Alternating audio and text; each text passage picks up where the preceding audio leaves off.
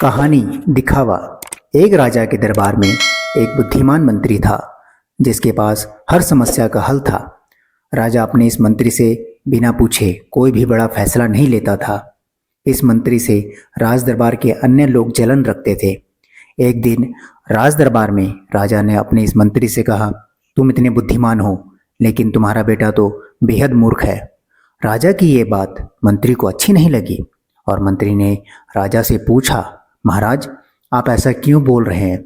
आखिर आपको ऐसा क्यों लगता है कि मेरा बेटा मूर्ख है?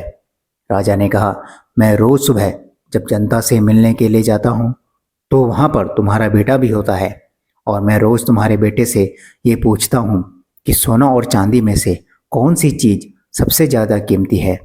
तुम्हारा बेटा हर बार चांदी ही कहता है।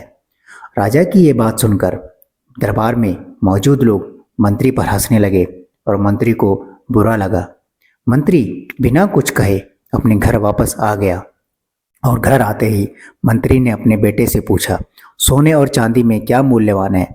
बेटे ने फौरन जवाब देते हुए कहा, पिताजी सोना। मंत्री ने बेटे से बड़ा, तुम्हें जब पता है कि सोना कीमती धातु है तो तुम क्यों राजा को गलत जवाब देते हो और चांदी को कीमती धातु कहते हो? बेटे ने कहा, पिताजी राजा रोज सुबह बाजार में आकर प्रजा से मिलते हैं और रोज मुझे बुलाकर मेरे सामने दो सिक्के रखते हैं जिनमें से एक चांदी का होता है और एक सोने का। राजा मेरे से पूछते हैं कि जो इन दोनों में से अधिक कीमती चीज़ है वो तुम ले जाओ और मैं चांदी का सिक्का उठा लेता हूँ। ये देखकर राजा हंसते हैं और चले जाते हैं।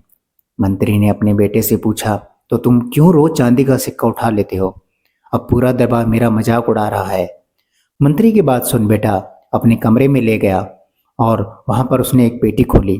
पेटी चांदी के सिक्कों से भरी हुई थी। इतनी सारी चांदी देखकर मंत्री हैरान हो गया। बेटे ने कहा, पिताजी जो सिक्के राजा मुझे देते हैं ये सब वही है। जिस दिन मैंने राजा को सही उत्तर दे दिया, राजा मुझसे ये सवाल पूछना बंद कर देंगे और मुझे रोज एक सिक्का मिलना बंद हो जाएगा। ऐसा होने से मेरा नुकसान होगा।